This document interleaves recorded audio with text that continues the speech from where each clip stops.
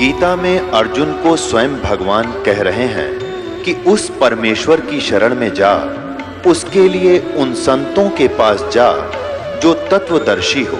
इसी प्रकार हजरत मोहम्मद को उनका अल्लाह कह रहा है कि कोई और पूर्ण परमात्मा है, उसको पाने के लिए उन तत्वदर्शी संत की तलाश कर। वो प्रभु कौन है, ये जानने के लिए कृपया अवश्य सुनिए जगत गुरु तत्वदर्शी संत रामपाल जी महाराज के अमृत वचन। और आपने देखा होगा कि बैया पक्षी होता है, बैया पक्षी कितना गजब का घोंसला बनाता है और कैसी उसको बुद्धि दी है, किस प्रकार वो सेटिंग करता है, कैसे अपने अंडों को रखने के लिए उसके अंदर छोटे छोटे घास के तिनके, ना उसके पास सुई है, ना धागा है, ना कोई इंस्ट्रूमेंट है, और कैसे बना लेता है अपने चोंच से। तो ये इस तरह की चतुरता करते हम यदि मनुष्य जीवन को भी ऐसे ही व्यर्थ करेंगे तो ये हमारी बुद्धिमत्ता नहीं है। इसके लिए हमने परमात्मा प्राप्ति करनी है इस मनुष्य जीवन से। और परमेश्वर ने आकर के एक साधारण नागरिक का भी एक रोल किया, भूमिका की, कि सभ्य समाज और सभ्य नागरिक कैसा होना चाहिए। अपने 10 नाखूनों की मजदूरी से अपना निर्वाह करे, किसी की चोरी, लूट, खसोट, जारी ये बकवाद करके यहाँ कोठी बंगले कती नहीं बनावे। ये पाप का मूल कारण है। यहाँ रहने के लिए हमने परमात्मा ने बताया है कि कबीर घर तो 3.5 हाथ भाई गणात 4.25, और कहाँ चढ़ावे मैडिया तो लंबी भीत उसारे। के भोले प्राणी, कहाँ लंबी लंबी द्वारे मना करके तू प्रभु अपनी प्रभुता दिखा रहा है। ये समय मनुष्य जीवन का ऐसे बर्बाद करने का नहीं है। भक्ति करो, और मकान तो इतना ही काफी है। घर तो 3.5 हाथ गणा तो 4.25। प्रत्येक मनुष्य की अपनी देह, अपना शरीर, प्रत्येक मनुष्य का अपना शरीर अपने 3.5 हाथ का होता है। ये जो हाथ यहाँ से लेकर कोहनी तक है, इसको एक हाथ बोला है। ये मेजरमेंट के लिए है। प्रत्येक प्राणी का 3.5 हाथ का शरीर है। तो परमात्मा कहते हैं आपने चाहे 4 कमरों की कोठी बना ली और ऊपर नीचे 8 कमरे बना लिए, एक ही कमरे में एक कोने में एक चारपाई के ऊपर आपने विश्राम करना होता है, बाकी शेष आपका व्यर्थ है। तो क्या बताते हैं भाई, घर तो 3.5 हाथ और गणा तो 4.25। ज्यादा चाहता है तो 6 इंच और बढ़ा ले, 4 इंच। कहने का भाव ये है कि मिनिमम कम से कम ये मकान आदि के ऊपर आप समय व्यर्थ कम से कम व्यतीत करो, लगाओ, और ज्यादा समय परमात्मा की भक्ति में, परमात्मा की चर्चा सुनने में, और अपने सतलोक जाने की हमेशा टेंशन बनी रहे। जो चिंताएं हमने यहाँ पाल रखी हैं ये व्यर्थ की हैं, और ये स्वाभाविक है जब तक हम भगवान की शरण में नहीं आते। जिस समय हम परमात्मा की शरण में आ जाएंगे तो जो यहाँ की टेंशन है कुछ तो ज्ञान तक मिट जाएगी, और फिर भगवान की भक्ति होने से वो दुख जो प्रारब्ध का है वो अपने आप खत्म हो जाएगा। तो परमात्मा ने स्वयं आकर के एक झोंपड़ी में रहा करते थे, झोंपड़ी में, और सारी सृष्टि के रचने वाले एक शब्द से वो एक जबरदस्त महल बना सकते थे। एक वचन से दूसरा सेकंड नहीं लगना था उनको। तो ये महल तो भगवान वहां छोड़कर आए हैं जो सर्व सुख थे कबीर भगवान को सतलोक में। यहाँ तो हमें एक ऐसी भूमिका करके दिखाई है कि बच्चों, यदि तुमने भक्ति करनी है और तुम्हारी अकल ठिकाने आ गई है कि युगंधा लोक है, ये काल का लोक है, यहाँ रोजाना हाहाकार मची है, कोई मर रहा है, कोई खप रहा है, और एक का भी सांस का भरोसा नहीं, दूसरी सेकंड में के बिजली गिर जाए, चाहे प्रधानमंत्री चाहे राष्ट्रपति हो सारी पृथ्वी का। तो क्या जीवन है यहाँ पर? ये क्या प्रभुता है आपकी? या भूल पड़ गई? इस भूल को मिटाने के लिए परमात्मा ने स्वयं ही हमारे तरह एक जीवन जीकर दिखाया, ताकि हम कम से कम अपने भगवान का अनुसरण करके अपनी इन बकवादों को कम कर सकें जो हमने समाज से ग्रहण कर रखी है। यदि भक्त और जगत की जैसे ही क्रियाएं करता रहेगा, वही कर्म करता रहेगा, तो भगत नहीं है। एक विद्यार्थी है और एक बच्चा विद्यार्थी है, एक बच्चा पढ़ नहीं रहा, स्कूल नहीं जाता, वैसे ही बकवाद करता फिरता है। कभी गधों पर बैठकर घूम रहा है, कभी वर्षों पर चढ़कर छलांग लगा रहा है, कभी कहीं भाग रहा है, कभी कहीं धक्के खा रहा है, या कोई शराब पी रहा है, कोई ताश खेल रहा है। तो यदि विद्यार्थी वो कर्म करेगा तो पढ़ेगा कैसे? विद्यार्थी का वो काम नहीं है, वो तो उसका काम है जिसने अपने कर्म फोड़ने हो। इसी प्रकार आप एक दीक्षित भगत होगे, आप विद्यार्थी होगे भगवान के पाने की उस यूनिवर्सिटी के, उस स्कूल के। आप जी ने वो क्रिया करनी पड़ेंगी जो भगत की यानी विद्यार्थी की होती है, और अन्य समाज चाहे कुछ भी कर रहा है उस पे आपका ध्यान नहीं जाना चाहिए। कोई कोठी बनाता है, बनाने दे। कोई डीजे बजाता है, बजाने दे, फोड़न दे करण उसने अपने। कोई शराब पीता है, चौधरी पाक के अंडे। आपके भगवान के ज्ञान के आधार से आपको आपके और उसके भविष्य की तुलना करनी चाहिए। क्या बताते हैं? 3 लोक का राज जीव को जय कोई दे, लाख बधाई क्या करे जय नहीं नाम तेने। यदि 3 लोक का भी कोई राजा बन जा, यदि वो भक्ति नहीं कर रहा है तो धिक्कार है उसके जीवन को। राम रटत निर्धन भला भाई, टूटी घर की छान। वो सुंदर महल किस काम के, जहां भक्ति नहीं भगवान। परमात्मा कहते हैं कि भगवान की भक्ति करने वाला वो भक्त परमात्मा को बहुत प्रिय है और बहुत ही धनवान है वो भक्ति मार्ग में, जिसकी झोंपड़ी की चाहे ऊपर की छत भी टूटी हो लेकिन भक्ति कर रहा हो। और जो भक्ति नहीं कर रहे वो चाहे आलीशान महलों में रह रहे हो, उनका भविष्य कुछ भी नहीं है। आज कोठियों में रहते हैं, जनता में उनकी खूब शान है, शौकत है, और कल भाई की मृत्यु होगी, वो कुत्ता बनकर उसी कोठी के बाहर बैठा होगा, गली के अंदर चाट ले उस कोठी ने। अब के काम आई? वो सारी उम्र असंख्य न जाने कितने वर्षों, हजारों वर्षों, लाखों वर्षों तक धक्के खाएगा। एक 10-20 वर्ष के लिए कोठी बना के इसमें चौधरी पाक गया, और उसमें रहता कितने समय है वो व्यक्ति? पुण्यात्माओं, आप जी ने परमात्मा के द्वारा दिए गए ज्ञान पर अमल करना पड़ेगा। ये बातें कहन सुन की नहीं, ये कर पाड़न की है। ये मन ने कह दिया, आपने सुन ली, भाई बहुत बढ़िया सत्संग करा गुरु जी ने, नहीं, ये आपने अमल में लानी पड़ेंगी, तब आपका कल्याण संभव है। अब परमात्मा स्वयं भी एक कुटिया में रहते थे, अपने हाथ से कपड़ा बुनकर। पुण्यात्मा विचार करो, एक थान बनाने में एक पतले से धागे को ऐसे डालना, फिर ऐसे डालना, फिर ऐसे डालना, एक दिन में कितना बना पा सकता है? ज्यादा से ज्यादा 1.5 फुट 2 फुट।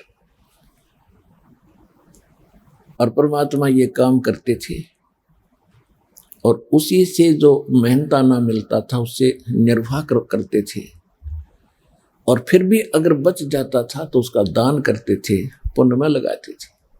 तो हमें वो इसलिए शिक्षा दे रहे हैं कि आप परमात्मा की सारी क्रियाएं को अपनाओ जो भगवान पाने में सहयोगी हैं। दान भी करो, चाहे विश्व से कितने निर्धन हो, उसी से निकाल कर कुछ दान जरूर करो। जैसे आप जब इस ज्ञान से पूर्ण रूप से परिचित हो जाओगे इस मार्ग से, तो फिर आप आनाकानी नहीं कर सकते दान करने में। कैसे? जैसे एक किसान जब फसल बीजनी होती है, जैसे गेहूं का समय आ गया और उसके पास इतना गेहूं है कि परिवार का गुजारा ही मुश्किल से होगा खाने का, तो वो क्या करता है? वो ये नहीं देखता कि अब क्या करूंगा, कैसे बीजूंगा, बच्चे क्या खाएंगे। इसको अगर बीज दिया तो उसको इतना पता है अगर नहीं बीजूंगा तो फिर कति भूखा मर जाऊंगा, आगे भी कुछ नहीं होगा। तो वो चाहे उसने उधार लेकर किसी से बीजना पड़े, वो बीज जरूर बीजेगा। और उसके बीजने के बाद भी फिर बहुत सा काम है, वो सारे खर्च भी करेगा और फिर उसके बाद देखो वो मालो माल हो जाएगा।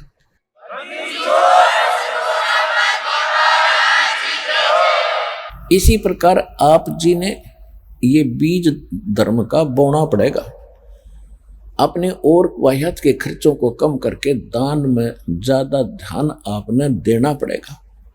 देते को हर देत है जहां तहां से आने, अन देवा मांगत फिरे भाई साहेब सुने ना कान। अब एक तो मनुष्य कार में बैठा जा रहा है, एक मनुष्य दिए बाबा दिए बाबा दिए बाबा, और चल चल चल चल चल। तो ये क्या है? उसने पहले दान किया जो आज सुख से जीवन जी रहा, जो यहाँ का सुख है। अरे जिसने दान धर्म किया नहीं, मनुष्य जीवन भी मिल गया, भक्ति उसके पास नहीं, मांगता फिरता है। कहते हैं देते को हर देत है जहां तहां से आन, और ना दिया फिर मांगते फिरियो, भगवान सुने नहीं कान। तो पुण्यात्माओं, परमात्मा कबीर साहब ने स्वयं आकर के सबके लिए हमें, और ना दिया फिर मांगते फिरियो, भगवान सुने नहीं कान।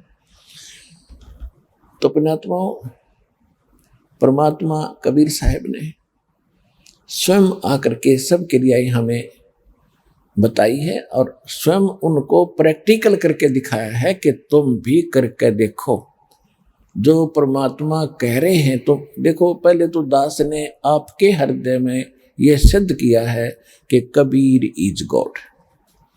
जिनको नहीं शंका है, अभी थोड़े दिन नए नए आए हैं, वो उनको हो जाएगा क्योंकि तो प्रमाणित है। तो सबसे पहले तो ये सिद्ध हो गया कि कबीर भगवान है। दूसरा, ये फिर आपने ऑटोमेटिकली पता है कि भगवान जो कहता है वह सत्य होती है, उसने कोई मिटाने वाला नहीं है, वो सारी सच्ची होती है। तो जो परमात्मा ने हमें किया है, करके दिखाया है या कहा है, क्या कहा है? चिड़ी चोंच भर ले गई नदी न घट्यो नीर, दान दिए धन घटे नहीं, ये कह रे साहिब कबीर।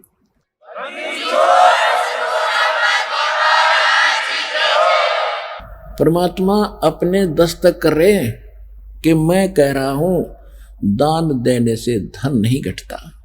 पर कैसे दान करे?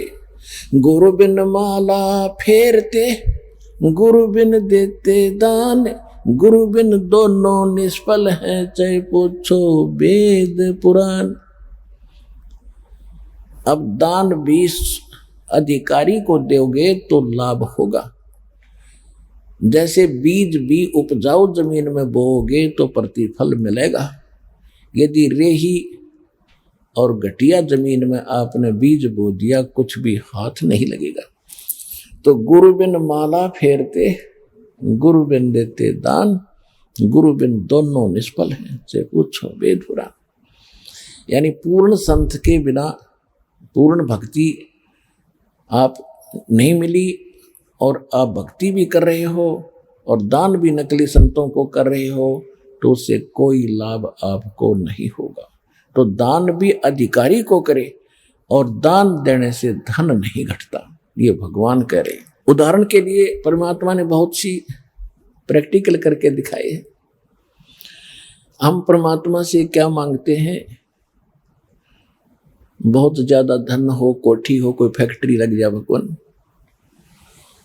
और परमात्मा कहते हैं, परमात्मा से ये मांगो।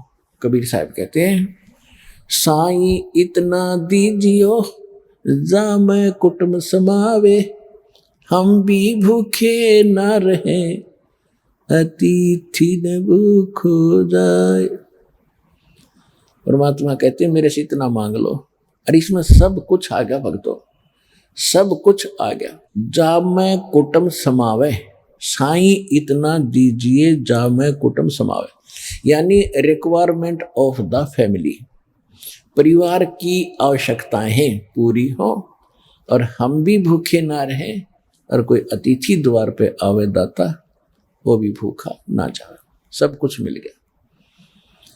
आवश्यकता जो परिवार की, भगवान को खूब पता है इस बच्चे को किस चीज की आवश्यकता है। हम अननेसेसरी मांगते हैं कोई चीजें जिनकी आवश्यकता नहीं है, तो परमात्मा आपको नहीं देगा, और उनको आप ये मान लेते हो कि हमें कोई लाभ नहीं हो रहा। जैसे छोटे बच्चे होते हैं आपके, आपको उन बच्चों से पहले पता है गर्मी में कौन सी पोशाक लानी है, सर्दी में कौन सी लानी है। अब इसको दूध पिलाना, बच्चा तो पता भी नहीं दूध कब पिएगा कि ना पिएगा, खाना खाने की भी नहीं चिंता, वो तो खेलता ही रहता है। माता पिता जबरदस्ती उठा कर लाते हैं, बेटा खाना खा, बेटी खाना खा, और ये कपड़े पहन, जुराब पहन, जूते पहन, जर्सी पहन, और फिर जा खेले। तो इस प्रकार भगवान के आप बच्चे हो गए, आपका जन्म हो गया इस परमात्मा के घर पे। परमात्मा का घर ये सत्संग है, और जिस दिन आपने यहाँ नाम लिया है बेटा या बेटी भगवान के होगे तुम, उस दिन से आपका जन्म है, डेट ऑफ बर्थ है। उसके बाद आपकी जीवन उम्र गिनती होगी। तो कोई तो किसी का तो आज ही जन्म हुआ है, दीक्षाली है, किसी का कल, किसी का परसों, ये नवजात बच्चे हैं, और किसी ने 6 महीने, किसी को वर्ष हो गए, किसी को 2 वर्ष, कोई 10 वर्ष के भी हो गए। तो ये सभी भगवान के बच्चे हो गए। परमात्मा ने अपने बच्चों की खुद चिंता है, इनको किस चीज की आवश्यकता है, और वो आप मांगोगे और वो अनुकूल है तो भी देगा, और ना मांगोगे तो भी देगा। ये भगवान है, इसको सब पता है।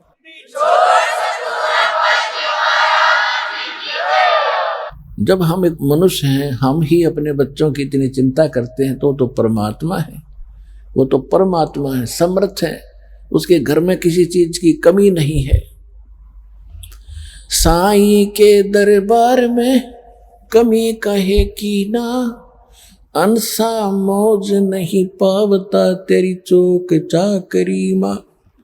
कि इस कबीर भगवान के दरबार में, समर्थ के दरबार में किसी वस्तु की कमी नहीं है, अभाव नहीं है। और यदि आपको परमात्मा नहीं दे रहे हैं तो आपकी कोई चाकरी में चूक है, आपकी कोई श्रद्धा भावना और सेवा में कोई कमी है, उसकी त्रुटि पूरी करो, फिर क्यों ना मिलेगा। दूसरी बात ये होगी कि उसकी आपको आवश्यकता नहीं है और आप अननेसेसरी वस्तु मांग रहे हैं, तो भी भगवान आपको नहीं देगा। अब जैसे कोई हाई ब्लड प्रेशर का मरीज और हलवा खान की कहे गणाएं खिला दे, तो डॉक्टर अलाउड नहीं करे, कतई नहीं देगा उसको, चाहे खुश रहे और चाहे रो, क्योंकि उसको मारना नहीं उसको। इसी प्रकार परमात्मा वो वस्तुएं आपको नहीं देगा जो आपके भक्ति मार्ग में आपको हानि करे। अब जैसे परमात्मा ने आकर के शुरुआत में ये ज्ञान दिया, वो क्या बताया करते थे, एक सतगुरु की भूमिका भी परमात्मा ने की, कबीर भगवान ने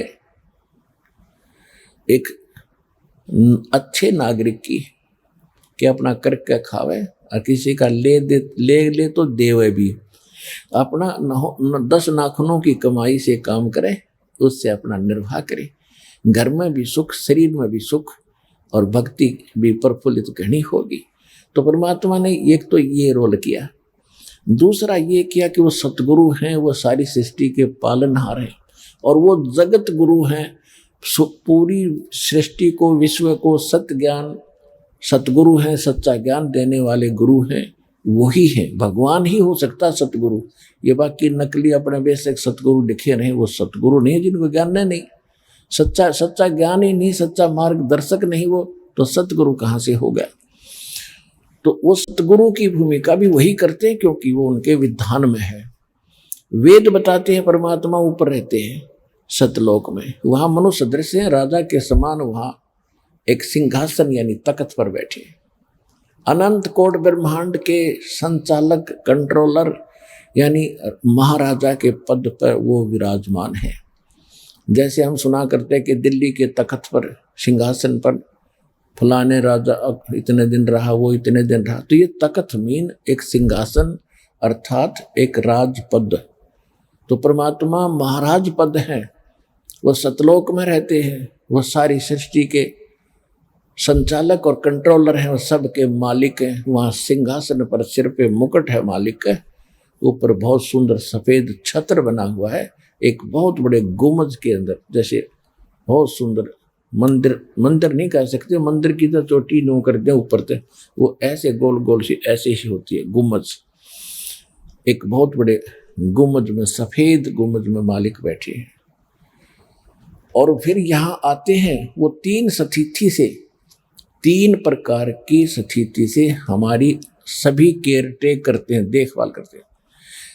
एक शरीर जो ऊपर परमात्मा बैठे हैं, एक रोमकूप में करोड़ सूर्य मिला दे, एक रोम बोलते हैं बाल को, और रोमकूप बोलते हैं जहाँ बाल उगया है, इसको रोमकूप कहते हैं। तो शरीर के एक बाल में करोड़ सूर्य मिला दे, करोड़ चंद्रमा, इतनी रोशनी एक बाल की, एक रोम की। ये तो मालिक का इतना सुंदर और तेजोमय शरीर वहां पर है। उसी शरीर युक्त परमात्मा यहाँ आ जाए तो हम सबकी चरम दृष्टियां ऐसे बंद हो जाएंगी जैसे सूर्य को देखकर उल्लू पक्षी की आंखें बंद हो जाती। इसलिए परमात्मा अपना हल्का तेज पुंज का हल्का शरीर करके अपने यहाँ हमें यहाँ दो प्रकार से आते हैं।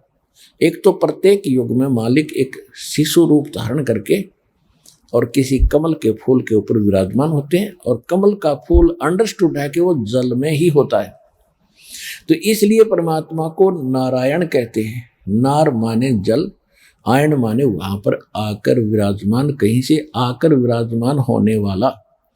तो नारायण वास्तव में कबीर भगवान है, और बाकी इन सब का जैसे विष्णु जी से शेषनाग की सैया पर सो गए, नारायण बन गए। तो शेषनाग तो उससे पहले नारायण, क्योंकि वो तो रहे पानी में जल में रहता है, तो ये नकली नारायण थे। असली नारायण वो परमात्मा है, उसके लिए ही वेदों में नारायण लिखा है कि वो एक कमल के फूल पर आके विराजमान होता है। वहां से निसंतान दंपत्ति उनको उठा ले जाते हैं। फिर एक जीवन और एक उस समय का जो क्रिया होती है, कर्म होते हैं, एक यानी निर्वाह के लिए वो सभी करते हैं, और साथ में वो अपना ज्ञान भी प्रचार करते हैं, अपनी जानकारी भी देते हैं। इसी पर फिर दूसरी स्थिति परमात्मा की है, वो कभी भी आकर यहाँ दो प्रकार से आते हैं, कभी भी कहीं भी अन्य रूप धारण करके किसी साधु संत भगत का वो कहीं प्रकट हो जाते हैं, अपने भक्तों से मिलते हैं, सच्ची अच्छी आत्माओं से मिलते हैं, उनको ज्ञान देते हैं, उनको अपने से परिचित कराते हैं, और फिर वो भक्त परमात्मा की महिमा आंखों देखा सुनाते। तो इस प्रकार परमात्मा जब भी आते हैं तो एक तो ये क्रिया करते हैं, साथ में फिर वो ज्ञान भी देते हैं। जैसे शिशु रूप धारण करके आते तो भी वो ऐसा ही करते हैं। बड़े होते ही 5 वर्ष की उम्र में परमात्मा ने बड़े बड़े विद्वान पंडित प्राकांड विद्वानों के छक्के छुड़ा दिए थे ज्ञान में, किसी के पास जवाब नहीं था। एक ही प्रश्न करते थे परमात्मा इन वेदों के ज्ञाताओं को, कोई देवी की पूजा कर रहा है, कोई ब्रह्मा विष्णु महेश को सुप्रीम बता रहा है। परमात्मा कहते थे कि कौन ब्रह्मा का पिता है, कौन विष्णु की माँ, और शंकर का दादा कौन है, हमको दे बता। तो सभी फिर करते थे, ये तो अजरो अमर है, इनका कोई माता पिता नहीं है, ये दुल्हा झूठ बोलता है, ये क्या जाने वेदों और सदग्रंथों की गहराइयों को। जब तब उनकी दाल गलगी नकलियों की, क्योंकि हम शिक्षित नहीं थे। और वही ज्ञान भगवान का दिया हुआ आज दास को प्राप्त हुआ, और 600 वर्ष पहले जो मालिक के सूक्ष्म वेद में सच्चिदानंद घन ब्रह्म की वाणी कबीर वाणी में लिखा था, आज दास ने सदग्रंथों से प्रूव कर दिया कि भगवान ने 600 वर्ष पहले बताया था, और ये नकली मना किया करते थे कि ऐसा ग्रंथों में नहीं है। तो who is God, Kabir is God. जो अनपढ़ कहते थे तुम इसको, ये कुछ नहीं जानता, ये क्या जाने ग्रंथों को, उन्होंने 600 वर्ष पहले तुम्हारे ग्रंथ खोल कर रख रखे थे सिंपल लैंग्वेज में। तो हु इज गॉड,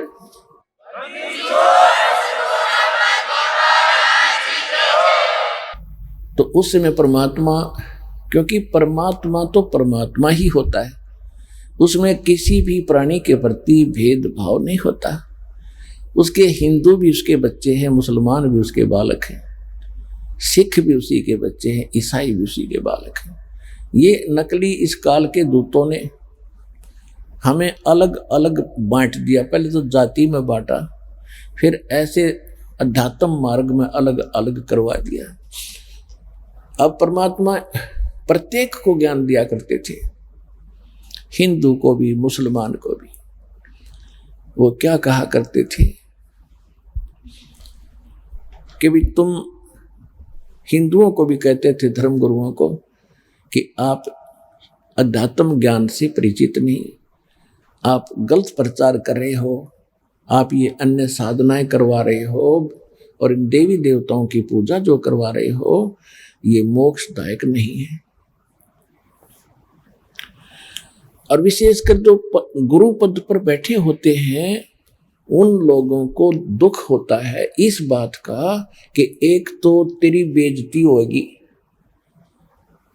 कि शिष्य क्या कहेंगे कि तुझे ज्ञान नहीं था गुरुजी, और ये सच्चाई ये है।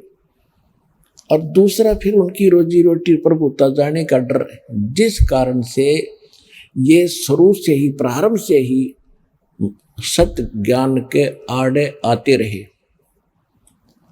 तो उस समय के धर्म गुरुओं को जो पता चला कि कबीर साहब जो बोलते हैं ये इसमें बड़ा दम है, और कॉन्फिडेंस से कहते हैं, और कहीं इन शिष्यों को पता लग गया, क्योंकि भगवान की शरण में जो जाते थे वो दुखी जाते थे, सुखी नहीं जाते थे। कबीर साहब जब आए हुए थे 600 वर्ष पहले, तो कोई भी जो सुखी था वो तो वही अपनी परंपरागत साधनाएं करी, फॉर्मलिटी सी, और अपना माया जोड़ने पर लगे रहते थे। और जो दुखी होते थे, कोई आपदा आती थी, संस्कार की, कर्म की मार पड़ती थी, तो वो फिर सब धर्म गुरुओं के पास जाते थे, झाड़ फूक वालों के पास लुटते थे।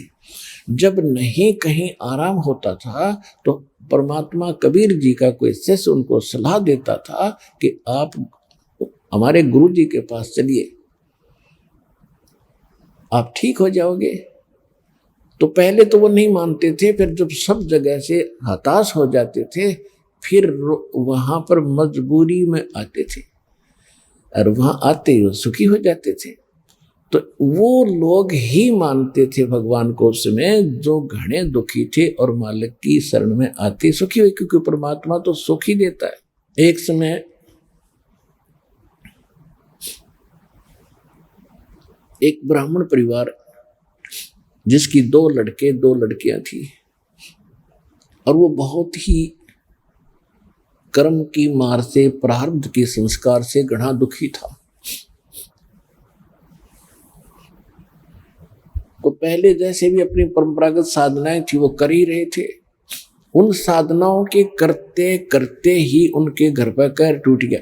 फिर वो चला इधर उधर, जैसे भी कोई झाड़ फूक कराने वाला या कोई साधु संत कहीं किसी ने बता दिया कि वहाँ ठीक हो जाते हैं, वहाँ तालाब में नहाने से ठीक हो जाते हैं, वहाँ ऐसा हो जाता है, तो उसने वो भी सारे जंतर मंतर कर करा लिए और कहीं लाभ नहीं हुआ। और वो ब्राह्मण स्वामी रामानंद जी के शिष्य थे। उन्होंने उस स्वामी रामानंद जी से भी अपनी सारी क्रियाएं कर ली जो उन्होंने संकट निवारण के लिए बताई थी। एक दिन परमात्मा कबीर जी 5 वर्ष की आयु में रामानंद जी को के साथ उनकी गोष्ठी हुई थी, जो आपको बहुत बार बता रखी है, लेकिन आज विषय दूसरा है। उसके बाद परमेश्वर, वो जो ब्राह्मण था वो रामानंद जी का पहले से ही शिष्य था, बचपन से ही। और उसके बाद भी उसकी इतनी बुरी हालत हो गई थी। एक दिन वो ब्राह्मण फिर गया हुआ था, उधर से परमात्मा कबीर जी भी उस स्वामी रामानंद जी के पास उस आश्रम में विराजमान थे। अब स्वामी रामानंद जी परमात्मा को देख चुके थे, सतलोक सचखंड में जाकर वापस आ चुके थे। और फिर वो कहते थे कि उन्होंने वैसे सेस बनाने बंद कर दिए थे। परमात्मा कबीर साहिब की जो उस लीला से परिचित हुए थे, लेकिन परमेश्वर कबीर जी ने कहा था कि आप अभी गुरु पद पर बने रहो, अभी इसको डिस्क्लोज ना करो, बंद ना करो, नहीं तो हमारा सारा काम बिगड़ जाएगा। क्योंकि आने वाले समय में लोग ये कहेंगे कि कबीर जी का कोई गुरु नहीं था, आप मेरे गुरु बने रहो। तो परमात्मा ने दृढ़ता से कहा था और प्रतिज्ञा जो आई थी, तब रामानंद जी विवश होकर फिर गुरु पद पर बने हुए थे। और कबीर जी भी जाते थे, उधर से रामानंद जी के कुछ दुखी सुखी शिष्य भी आते थे। तो वो ब्राह्मण रामानंद जी के पास गया। रामानंद जी ने कहा, रामानंद जी से उसने अर्जी की कि महाराज, आप जी ने मुझे जो भी क्रियाएं बताई थी मैंने सारी कुछ कर ली, और घर में दुख ज्यों का त्यों बना हुआ है। स्वामी रामानंद जी ने कहा कि भाई विपर, ये आपके प्रारब्ध का कर्म है, यानी आपकी किस्मत में लिखा हुआ है, और ये कभी समाप्त नहीं हो सकता। बेट भाई, भक्ति अपना करता रहे और कर्म भी भोगने से ही समाप्त होगा। उसने प्रमाण भी दिए कि एक समय शुक्राचार्य यानी राक्षसों के गुरु से प्रहलाद ने पूछा था, उसने भी यही बताया था कि भाई कर्म तो राजा भोगने से समाप्त होते हैं, और ये प्रतीक समझ ले, आपके ऊपर दुख आया है तो आपके पाप कम हो रहे हैं, आपको सुख प्राप्त है तो आपके पुण्य खत्म कम हो रहे हैं। इसी प्रकार देवताओं के गुरु ने भी यही ज्ञान दिया था कि कर्म तो भोगने से ही कटेंगे, पुण्य भी भोगने पड़ेंगे और पाप भी। तो इस तरह शिक्षा देकर, दीक्षा देकर के उस दुखी व्यक्ति को वो संतुष्ट करने की चेष्टा स्वामी रामानंद जी कर रहे थे। तो परमेश्वर कबीर जी सुन रहे थे। परमेश्वर कबीर जी ने कहा कि स्वामी जी, और साथ में और भी कई विद्वान ब्राह्मण आए हुए थे, कुछ श्रोता भी बैठे जाते थे दर्शनार्थ, अन्य विद्वानों के भी विचार सुनने के लिए। तो परमेश्वर कबीर जी ने कहा खड़ा होकर के, हे गुरुवर, आपका दास एक प्रश्न करना चाहता है। हाँ करो बच्चा, करो। भगवान के परमात्मा का विधान है वेद, और वेद में जो लिखा है वो सारा सत्य है। आप स्वयं भी प्रचार करते हैं, हाँ बिल्कुल सत्य, वेद में जो लिखा भगवान का विधान है बिल्कुल सत्य। तो परमेश्वर ने कहा कि यजुर्वेद अध्याय नंबर 8 के मंत्र नंबर 13 में ये स्पष्ट किया हुआ है कि चाहे कितना घोर कष्ट भी हो, कितना दुख हो जीव का, भगवान की सत भक्ति से वो समाप्त हो सकता है। अब रामानंद जी ने घोट रखे थे वेद पर, याद नहीं थे मंत्र। ये यही बीमारी पड़ी रही कि हम कहते वेद पढ़ने पर भेद न जान, ये बातें पुराने 18, और फिर जड़ पत्थर की पूजा करेंगे भूल गए सृजनहारा। तुमने वेद खाक पढ़े क्या? वेद पढ़े जब तुम फिर पत्थर की पूजाएं पर लगे हुए हो, तुमने वेद पढ़ा नहीं। गीता और भागवत पढ़े ना बुझे शब्द ठिकाने नु। ओए गीता और भागवत पढ़ते हैं, जो वास्तविक ज्ञान है, यथार्थ भक्ति मार्ग है, उनका वास्तविक अर्थ क्या है, इसकी तरफ किसी का ध्यान नहीं। तो स्वामी रामानंद जी ने उसी समय यजुर्वेद खोला, क्योंकि संस्कृत में थे, हिंदी नहीं हुई थी, पढ़ के रख दिया चुप करके। क्योंकि भगवान के सामने ये कहे, उस समय तो वो ठीक हो चुके थे, तो कहा ये देख लिया कि सचमुच ऐसा वेद में लिखा है। तब कहा कि ऐसा कौन सी विधि है जिससे ये पाप कटते हैं। परमात्मा ने कहा कि वेद, यजुर्वेद अध्याय नंबर 40 के मंत्र 10 में ये भी कहा है कि कोई तो परमात्मा को संभवात कहता है। संभवात माने जन्म लेने वाला, जैसे श्री राम, श्री कृष्ण, अन्य अवतार जो 8-9 मानते हैं, ऐसा असंभवात होता जो कभी जन्म नहीं लेता, अजन्मा है। लेकिन इसकी सही जानकारी तत्वदर्शी संत बताते हैं, उनसे सुनो। तो वेद में लिखा है तो सही, लेकिन उसका समाधान इनकम्प्लीट है, और वो मेरे पास है। मैं उसको ही दूंगा जो मेरा शिष्य बन जाएगा।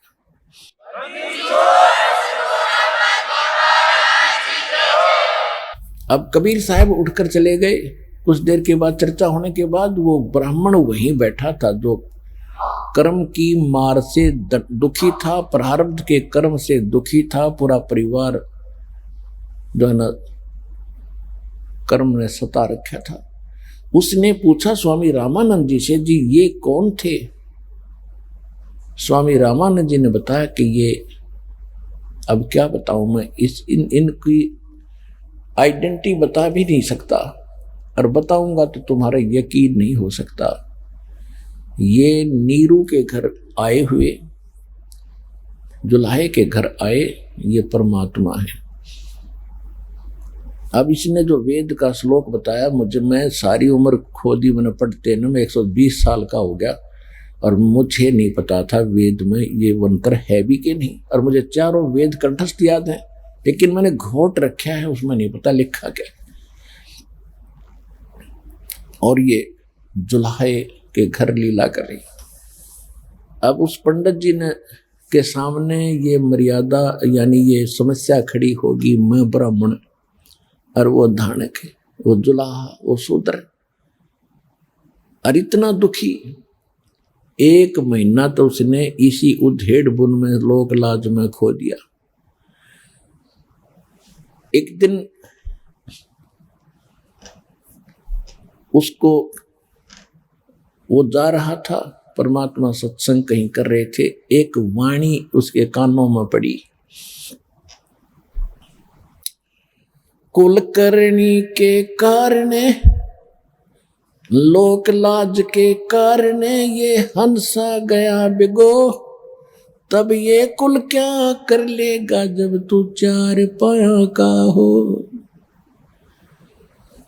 एक वाणी परमात्मा ने बोली और बताया कि भाई आज तो कोई व्यक्ति लोक लाज कुल की मर्यादा के कारण भक्ति से वंचित रह जाते हैं, और फिर ये कुल तेरा खानदान के व्यक्ति तुझे क्या सपोर्ट करेंगे, क्या तेरी सुरक्षा करेंगे जब तू 4 पांव का बनकर बैल, पशु, पक्षी, गधा बनकर खड़ा हो जाएगा। इसलिए भक्ति कर लो, ये समय थोड़ा है। उसी समय उसकी बुद्धि पर जो पड़ी हुई वह मिट्टी थी, हट गई और सत्संग में आकर बैठ गया। अब सत्संग में आने के बाद फिर उसने बहुत से विचार सुने हैं। वहां बैठे भक्त कुछ थे 50-100, उनने बताया कि मैं ऐसा दुखी था, मैं ऐसा दुखी था, मैं ऐसा दुखी था, मैं ऐसे ठीक हो गया, बड़ी दया करिए। तो परमात्मा उतरे। अब उस ब्राह्मण की अकल ठिकाने आई, भगवान के चरणों में गिर गया। परमात्मा ने कहा, भाई देखो विपर जी, भक्ति करो, मैं मंत्र दूंगा, मैं कोई झाड़ फूक नहीं करता, मैं आशीर्वाद देता हूं। आशीर्वाद से मैं अपने कोटे से कुछ राहत तुम्हें दूंगा। भगवान की शक्ति तेरे अंदर, यानी कुछ पुण्य तेरे पर डालूंगा, उसके बाद तूने भक्ति करनी पड़ेगी, और भक्ति से लाभ होगा। जो मंत्र मैं दूंगा वो पाप नाशक होगा, आपके प्रारब्ध के कर्मों का भी नाश कर देगा। तो उस भक्त ने नाम लिया, उसको तो उसी से में राहत महसूस हुई।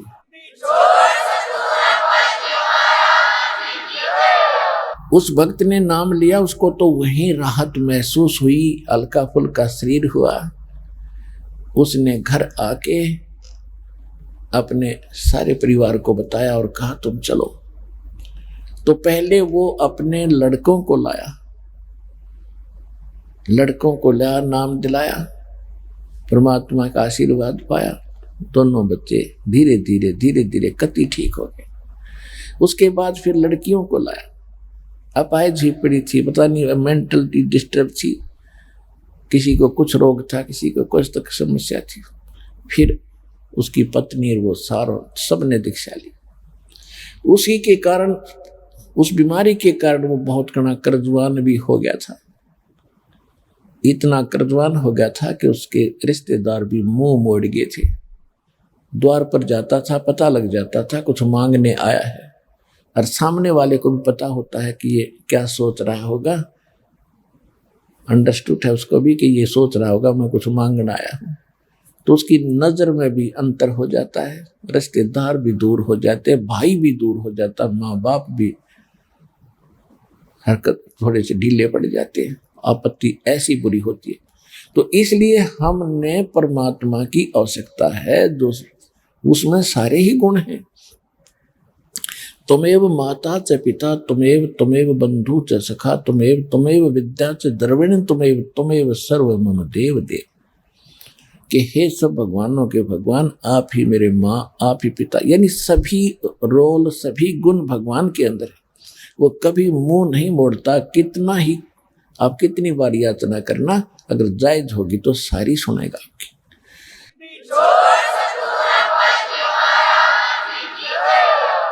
वो कति सुखी हो गया, और भगवान को क्या देर लगे है, सच्ची भक्ति करने वाले के साथ रहता भगवान।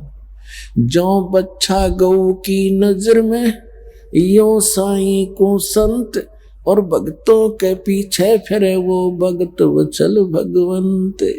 आपके ऊपर मालिक की ऐसी दृष्टि रहेगी जैसे गाय चारा चर रही होती है और बच्चा बंधा हुआ होता है, तो कोई अन्य पक्षी पशु उसके पास आता है तब माँ गाय दौड़ कर आती है उसकी सुरक्षा के लिए, एक नजर अपने बच्चे पर रखती है। तो इसी प्रकार कहते हैं जो बच्चा गौ की नजर में, यूं साईं को संत, यानी अपना जो भक्त, आपने दीक्षा ले ली, आप आज से भगवान के बच्चे होगे, और आपके ऊपर ऐसी नजर रहेगी भगवान की जैसे गाय अपने बच्चे पर रखती है और काम करते करते।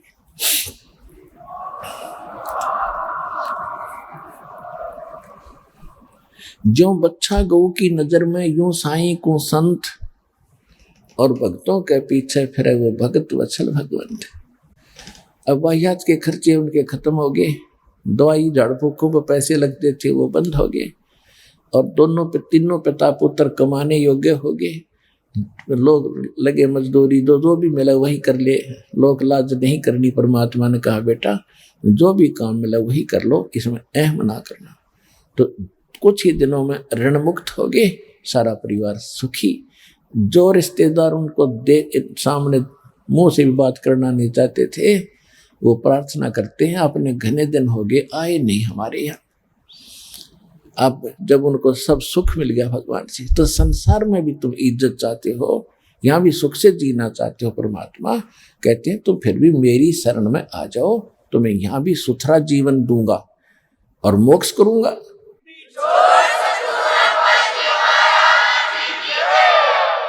इसी प्रकार घने भक्तों को परमात्मा ने सुख दिया।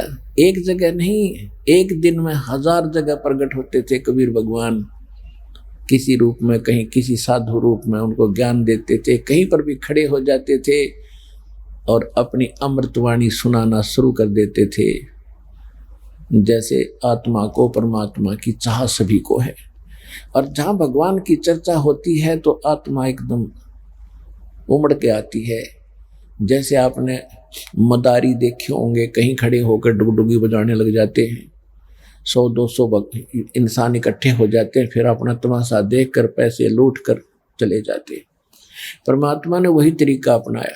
कहीं चौराहे पर खड़े हो जाते थे और खड़े होकर के इकतारा लेकर और क्या सुनाते थे, राम नाम रटते रहो जब तक घट में प्राणी, कभू तो दीन दयाल के बनक पड़ेगी कान। दुख में सुमरण सब करे, सुख में करे ना कोई, जय सुख में सुमरण करे तो दुख कहे को होवे। सुख में सुमरण किया नहीं फिर दुख में करते याद, कहे कबीरता दास की कौन सुने फरियाद। पृथ्वी पति चकवे गए जिनके चकर चलंत, ये रावण सरीखे कौन गिने ऐसे गए अनंत। सर्व सोने की लंका थी वो रावण से रणधीरम, एक पलक में राज विराजी फिर जम के पड़े जंजीरम। मन तो सुख के सागर बसरे है भाई और न ऐसा यसरे, मन तो सुख के सागर बसरे है भाई और न ऐसा यसरे। तो परमात्मा स्थान स्थान पर जाकर ये समझाया करते थे, अगम निगम को खोज लो बुद्धि विवेक विचार, उदय अस्त का राज मिले तो बिन नाम बेगारे। कबीरा सब जग निर्धना धनवंता ना कोय, धनवंता सो जानिए जिस पर राम नाम धन होवे। अपने आत्माओं आप जी को ये आप जी को ये ज्ञान होना चाहिए कि आप कितनी पुण्यात्मा हैं, क्योंकि लाल की कीमत जौहरी जानता है। लाल को अपनी कीमत का स्वयं पता नहीं होता। तो ये दास जौहरी बनाया भगवान ने। और आप जितने भी बच्चे या बूढ़े बुजुर्ग भाई बहन बेटी माता यहाँ आई हैं, आपकी छोटी किस्मत नहीं है। आप बेशक से संसार की दृष्टि में चाहे हैंड टू माउथ हो, चाहे कितने निर्धन नजर आते हो, लेकिन आप भक्ति धन के बहुत बड़े धनवान हो, तभी आपको ये स्थान मिला है। और यहाँ आने के बाद आपकी निर्धनता भी दूर होगी, आपका ये कष्ट भी दूर होगा, यदि आप दृढ़ता से धैर्य से कुछ दिन सच्चे दिल से मर्यादा में लगे रहोगे। क्योंकि मर्यादा बहुत जरूरी है प्रत्येक चीज में। किसी में देख लो, जैसे डॉक्टर दवाई दे रहा है और हाई ब्लड प्रेशर के व्यक्ति फिर हलवे खा रहा है या कोई और ऐसी चीजें खाता है, तो क्या फायदा औषधि के लेने का। औषधि ले और परहेज रखे। इसी प्रकार परमात्मा कहते औखद गावे पत्थर है तब पावे दीदार, यानी राम नाम की औषधि जो दी जाती है उसको प्रयोग करे और पथ्य रखे यानी परहेज रखे, फिर आपका मोक्ष होगा, घर में भी सुख होगा, सब काम होगा।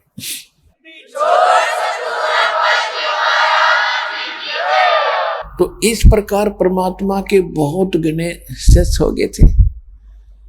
अब कोई वहां परमात्मा के दरबार में दुख, जो परमात्मा वहां सत्संग करते थे, कहीं खड़े होकर किसी वृक्ष के नीचे बैठ जाते थे, तो वहां कोई दुखी आता था, भगवान के दर्शन मात्र से, सत्संग सुनने मात्र से उसको बहुत राहत हो जाती थी।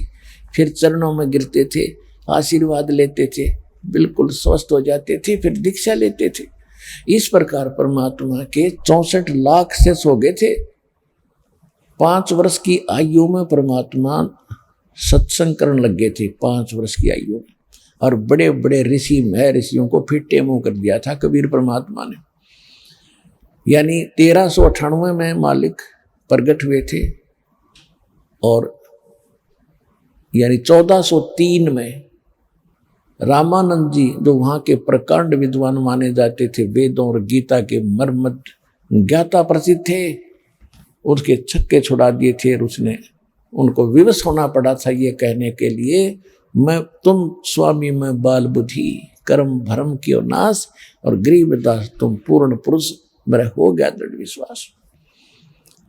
तो इसी प्रकार परमात्मा के 64 लाख शिष्य और एक धाणक के, एक जुलाहे के, एक गरीब, एक निर्धन के, अछूत के, जिसको हम सारी ये उल्टी उपमा दे रहे थे, और उसके इतने से सोना, तो हमारी बुद्धि पर पत्थर पड़ रहे थे। हमने भगवान का पता ही नहीं था।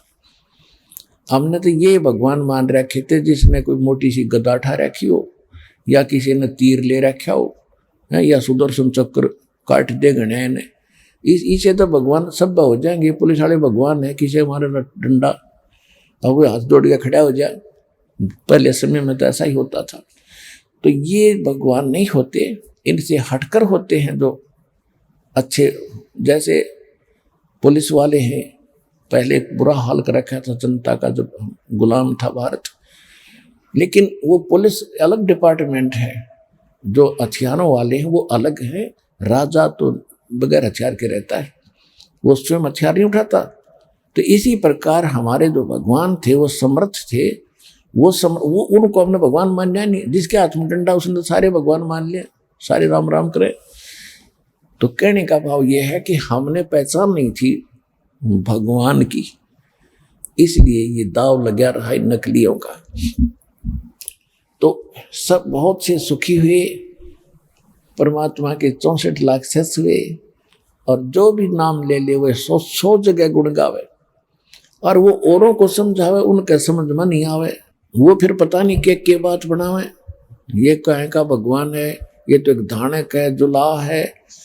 यानी दुखी आत्मा जो सुखी हुई है वो समाज की नहीं मानता, फिर जब कुछ भी बकवास करते रहो समाज, क्योंकि उसको ऊपर तो रहम हो रहा अलग से, और उस समाज ने जब क्या दिया था, जब कहर टूट रहा था उसके ऊपर। इसी प्रकार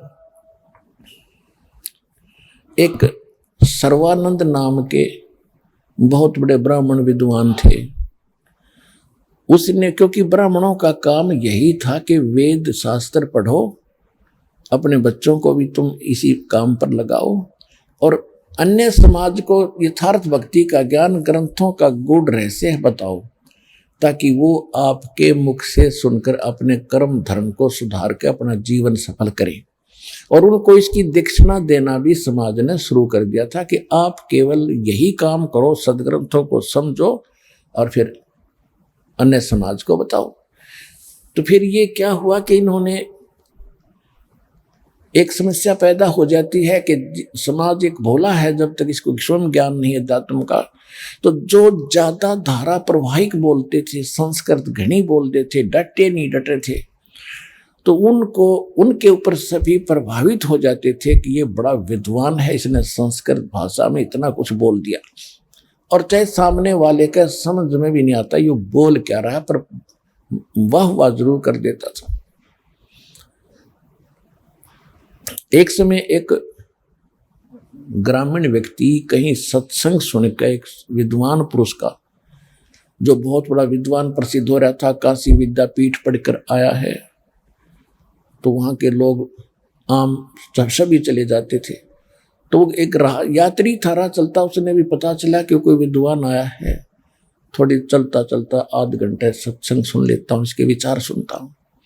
वो विचार सुनकर आधा घंटा बैठा, तब तक वो संस्कृत बोल रहा था, हिंदी तो शुरू भी ना करी थी। और वो उठ कर चल पड़ा कि भाई के आकर सत्संग तो थोड़ा भी काम कर दिया करे, अब मेरे पास समय नहीं, मैं चलता हूँ। वो चल पड़ा उठ के। आगे एक पाली था ग्वाला, उसने पूछा उस यात्री से, कहाँ से आए हो भाई, कहाँ जा रहे हो? उसने बताया। तो उस पाली ने कहा कि यहाँ एक बहुत बड़ा विद्वान आया है, आपने सत्संग सुनना चाहिए था, आप सत्संग क्यों नहीं सुन के आए? तो उस यात्री ने कहा कि मैं सत्संग सुन के आया हूं। तो पाली ने कहा कि बैठ जा तू। ग्वाले ने कहा बैठ, मुझे भी बता दो बात। आज क्या बताई महापुरुष ने? अब वो यात्री कहता है कि देखो वो बोल रहे थे संस्कृत में, और मुझे ये तो पता नहीं भाई उसने कहा क्या, पर सत्संग का तोड़ पाट दिया। अरे बुद्धि भ्रष्ट तुझे खुद मालूम नहीं वो बोल क्या रहा था, केवल संस्कृत बोलने से महिमा बढ़ा दी कि भाई कमाल कर दिया, सत्संग का कमाल कर दिया। तो इस प्रकार इन नकलियों की ये महिमा बनी हुई थी, समाज को पता नहीं ये बकवास क्या कर रहे हैं, और सब उनकी महिमा वाह वाह करा करते एक दूसरे तो सुन के। अब क्या होता है कि इस प्रकार परमात्मा की एक लीला न्यारी की दाता ने सिंपल लैंग्वेज में, साधारण भाषा में, अपनी अमृतवाणी में, और वही वेद सदग्रंथों का ज्ञान न्यू का न्यू बोल दिया और धर्मदास जी ने लिख कर छोड़ दिया। और आज आपके सामने दास ने वो खजाना खोल दिया।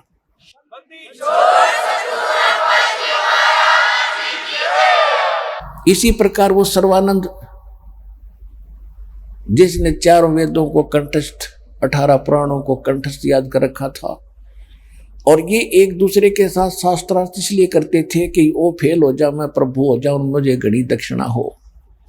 तो इसलिए इस दृष्टिकोण से वो काफी विद्वान ब्राह्मणों के साथ उसने शास्त्रार्थ किए, यानी आध्यात्मिक ज्ञान चर्चा की। और अपने साथ वो क्या करता था, अपने साथ बैल के ऊपर, बैल जो होता है पहले जैसे गधे के ऊपर बोरा डाल देते हैं ना, ऐसे बैल के ऊपर एक थैला बनाकर उसमें सारे ग्रंथ, चारों वेद पुराण सारे ढक के रखता था आदर से, कि कहीं भी कोई बोलेगा उसी से मैं प्रमाण दिखा दूंगा निकाल के ग्रंथ। इस दृष्टिकोण से तो उसने सभी विद्वानों को, आसपास के विद्वानों को पराजित कर दिया। उसने सोचा मैं अपनी माता से, हाँ वो इतना बड़ा विद्वान था, बड़ी बोलबाला था, उधर से उसकी माता जो थी शारदा देवी, वो अपने प्रारब्ध के कर्म से दुखी थी। प्रारब्ध का दुख होता है जो किस्मत में लिख दिया जाता है, उसके कारण उसके उस दुख के निवारण के लिए, संकट निवारण के लिए उसके पुत्र ने भी सारी क्रिया कर ली, सर्वानंद जी ने। और फिर अन्य किसी ने भी झाड़ फूक के लिए, कई विद्वान ऋषि, मैं ऋषि बताया, वहां भी चले गए, गुफाओं में बड़े बड़े तपस्वियों के पास भी गई, सब ने अपनी क्रियाएं उसको बताई, पर ऑल इन वेन, सब व्यर्थ रही। अंतिम सांस गिने थी, अस्थि पंजर शेष था, यानी बहुत कमजोर हो गई थी, सारा दुखी था कर्म के मार से। एक दिन परमात्मा कबीर जी की एक शिष्या जो दुखी थी और वो सुखी हुई थी किसी कारण से, वो उनके शारदा जी के घर गई। कुशल मंगल पूछने से पता चला कि शारदा जी ने बताया कि मैं तो बहुत दिनों से दुखी हूँ, सब जगह झाड़ फूक, सब जंतर मंत्र कर लिए, सब मंत्र जाप कर लिए, सब मंदिरों में, तीर्थों पर, धामों में जाके मैंने सब मन्नतें मांग ली, कोई राहत नहीं हुई। उस बहन ने कहा कि आप हमारे गुरु जी से दीक्षा ले ले शारदा, सुखी हो जाएगी। तो कहने लगी बहन मैंने कोई संत छोड़ा नहीं, यहाँ सबसे मैंने दीक्षा वगैरह लेकर देख ली, सबसे नाम भी ले लिए, उनके द्वारा बताया कि सब क्रियाक्रम भी कर लिए, पर कोई लाभ नहीं होता। उन्होंने सब ने ये बता दिया है कि ये तेरे प्रारब्ध में लिखा है, प्रारब्ध माने तेरी किस्मत में है, ये तो भोगने से ही आपने पूरा करना, भोगना ही पड़ेगा शारदा, तेरी जिंदगी के साथ खत्म होगा, तेरे जीवन के साथ अंत होगा इसका। तो उस बहन ने बताया कि मैं भी ऐसी दुखी थी, मुझे भी ऐसे बता दिया गया था, और हमारे गुरु जी के पास जब से मैं गई हूं मैं सुखी होगी, कोई दुख रहा नहीं शारदा, तो वहां से नाम ले।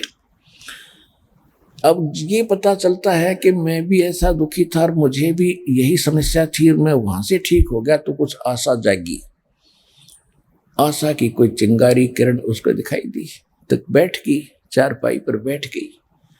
कहा बहन कौन है तेरा गुरुजी, मुझे बताइएगा। कि यहीं आपकी काशी में कबीर नाम है उनका, वो परमात्मा आए हैं साथ। वो कहाँ रहते हैं बहन, मुझे पूरा पता बता। उस बहन ने बताया कि नीरू जुल्हाए के घर उनका आगमन है, और ऐसे ऐसे वो वहां रहते हैं।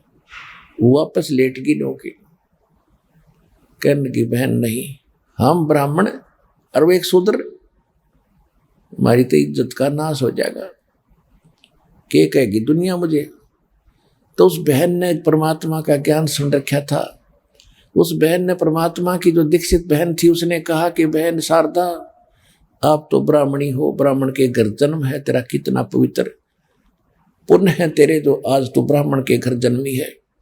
और तुझे ये भी मालूम होगा कि मृत्यु जन्म भी होता है, आपको ये भी मालूम होगा कि अगला जन्म कहीं भी किसी का हो सकता है।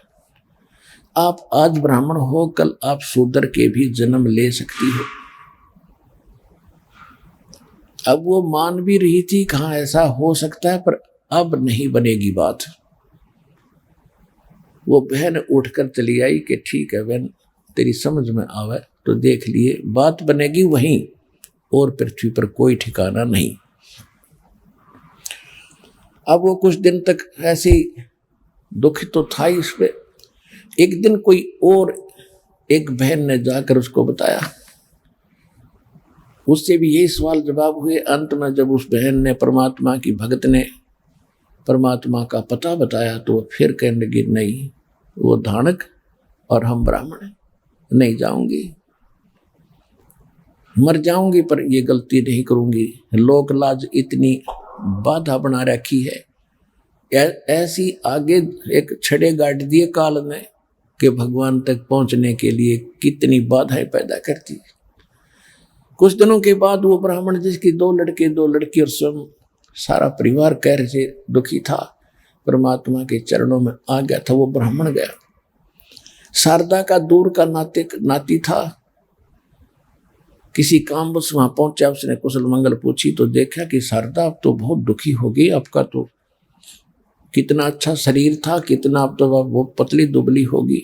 तो शारदा जी ने अपना सारा दुख बताया। तो उसने पूछा कि कहीं कोई इलाज ट्रीटमेंट कराना चाहिए था कि शारदा ने कहा मैंने सब जगह करा लिया, कोई संत नहीं छोड़ा, कोई वैद्य नहीं छोड़ा। तो उसने कहा कि शारदा मेरी बात मान ले, देख मैं कितना दुखी था और मेरी ऐसी हालत थी कि मुझे रिश्तेदार भी मुझसे नफरत कराया करते, और कई स्थानों पर शारदा और वो ब्राह्मण जो भगवान का शेष हो गया था, कई स्थानों पर इकट्ठे गए थे संकट निवारण के लिए। शारदा को यह पता था कि मैं तो अकेली दुखी हूं, इसका सारा परिवार का तंग था। तो उसने कहा कि हम बिल्कुल स्वस्थ हो गए, कि तुम बिल्कुल ठीक हो गए। शारदा ने पूछा हाँ बिल्कुल स्वस्थ हो गए, आपकी बेटी बेटे भी सब ठीक है, बिल्कुल स्वस्थ हो गए। तो कहाँ कैसे क्या हुआ कि एक महापुरुष आए हैं, उनको स्वयं परमात्मा जानो, और उनसे हमने दीक्षा ली है। उसके बाद मेरा घर भी सुखी, मैं भी सुखी, मेरा परिवार भी सुखी, और मेरे ऊपर कितना कर्जा था वो भी आज सारा ठीक हो गया। तो शारदा, और उसने कहा कि शारदा तू नाम ले हमारे गुरुजी से, कति स्वस्थ हो जाएगी। तो शारदा ने सोचा ये तो पंडित है, तो अवश्य कोई उच्च जाति का ही गुरु इसने बनाया होगा। उसने सोची बता कौन है, मुझे अभी ले चल, कौन है आपके गुरुजी। उन्होंने फिर एड्रेस बताया, दुल्हाओं वाली कॉलोनी, कबीर भगवान। उल्टी लेट गई। अब तुझे शर्म नहीं आई, तुझे लज्जा नहीं आई, ब्राह्मण होकर एक धानक का जुल्हाई का शेष बन गया। धिक्कार है तेरी, ऐसी लानत है तेरी जिंदगी को। तो वो भगत परमात्मा का कहने लगा लानत तो तेरी जिंदगी को है। सो शारदा षडंदागिरी पड़ी पड़ी बड़ी बैठी ब्राह्मणी, और कल न सूरी बनकर घूमेगी जब, तब क्या होगा तेरा। और मेरी क्या हालत थी, ब्राह्मणों ने मुझे क्या दे दिया, रोता फिरा करता, रिश्तेदार मुंह मोड़ गए थे, आज उस चुलाए ने मुझे मालो माल कर दिया। तेरी समझ में होता जी ने भाड़ में जा। अब वो टूट गई अंदर से, यस नहीं करया। पुण्यात्माओं, परमात्मा क्या कहते हैं, अध्यात्म मार्ग क्या कहता है, तन मन शीस ईस अपने पे, पहले में चोट चढ़ावे, जब कोई राम भगत गत पावे हो जी। भाई लोक लाज मर्याद जगत की, तरण जो तोड़े बगावे। कहते लोक लाज मर्याद जगत की, ऐसे एक लकड़ी के तिनके की तरह तोड़कर फेंक दे जब कोई। लोक लाज मर्याद जगत की, तरण जो तोड़े बगावे, अष्ट सिद्धि की अटक न माने, आगे कदम बढ़ावे, जब कोई राम भगत गत पावे हो जी। परमात्मा कहते हैं लोक लाजना कीजियो, निर्भय हो रही हो, और यो मन संतों दीजियो, तो गोविंद पाइयो। कहते हैं स्वान रूप संसार है कुछ करसी नाही, और शीश महल को देख कर ये भौंक भौंक मर जाए। क्या बताते हैं कि जैसे आप भक्ति कर रहे हो, आप यहाँ प्रणाम करते हो, आपने अन्य जो पूजाएं करती थी सब छोड़ दी हैं, आप दहेज नहीं लेते हो, आप कोई और बकवास नाचा कूदी नहीं करते हो, तो आपको अन्य लोग बहुत बुरा कहेंगे। अब देखो, आप तो कितने स्वच्छ हो गए, शराब आप पीते नहीं, बीड़ी तम्बाकू प्रयोग करते नहीं, चोरी करते नहीं, रिश्वत लेते नहीं, और किसी को सुखी करने की चेष्टा करते हो अपने सामर्थ्य अनुसार, दुखी तो करते ही नहीं। और फिर हमें बुरा बता रहे हैं जो लोग, आपको बुरा बता रहे हैं। इस दास को भी कितना बदनाम किया था प्रारंभ में, गुंडा है, गंदा है, ये है, वो तो ये छुड़वाता है, ये करवाता है, फलाना करवाता है। वहाँ पर मुंडे गिरते हैं, जा करके औरतें भी गिरती हैं। अरे भले आदमियों, परमात्मा के लिए तो शीश भी देना पड़ जाए, ये तो अधरंग मार जाए इंसान को, अधरंग मार जाता किसी बहन बेटी भाई भगत को, और पड़ा पड़ा सिटी डैमो कर जाए। अब कहाँ गई वो चौधर, कहाँ गई वो बकवाद, कहाँ गई वो शान। मक्खी निकल रही है और बढ़ रही है, होठ भी बंद नहीं कर सकता। तो हम भगवान से परिचित करा के इस मिट्टी को मिट्टी बताते हैं, ये मिट्टी है, और इस मिट्टी को भगवान को समर्पित कर दे, या उसी की दी हुई है, उसी के लेख लगा दो, भक्ति करो। तो कहते हैं लोक लाज ना कीजियो, निर्भय हो रही हो, और यो मन संतों दीजिए तक गोविंद पाइयो। कहते स्वान रूप संसार है कुछ करसी नाही, और शीश महल को देख के वो भौंक भौंक मर जाए।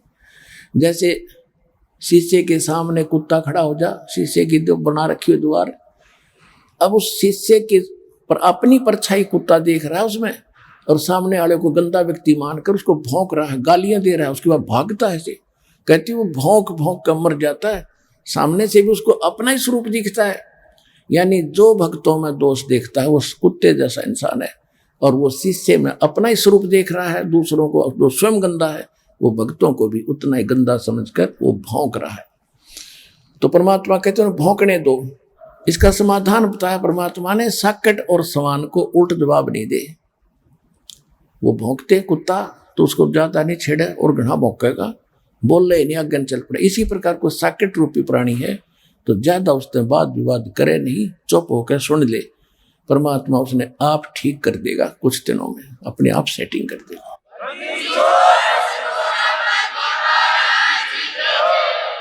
तो इस प्रकार वह फिर लेट गई शारदा।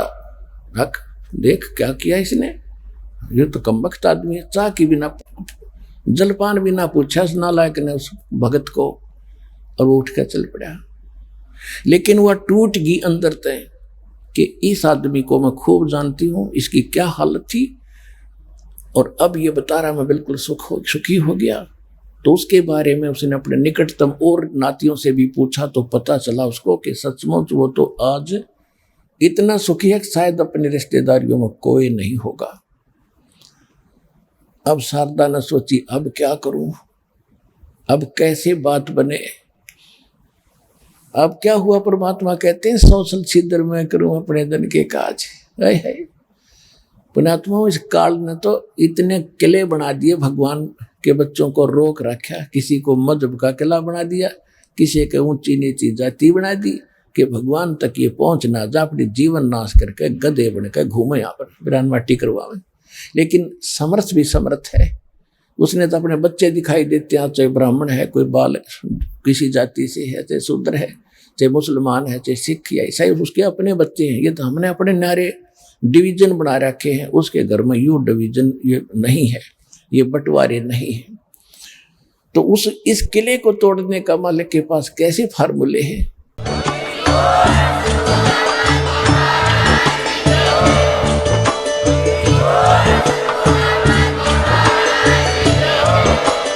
आप सुन रहे थे जगत गुरु तत्वदर्शी संत रामपाल जी महाराज जी के मंगल प्रवचन। अधिक जानकारी के लिए विजिट कीजिए हमारी वेबसाइट www.jagatgururampalji.org। संत रामपाल जी महाराज जी के शुभ आशीर्वाद से पूरे विश्व भर में 500 से भी ज्यादा नाम दीक्षा केंद्र हैं, जिन पर संत रामपाल जी महाराज जी द्वारा ऑनलाइन निशुल्क नाम दीक्षा दी जा रही है। अपने नजदीकी नाम दीक्षा केंद्र का पता करने के लिए संपर्क करें 8222 880541।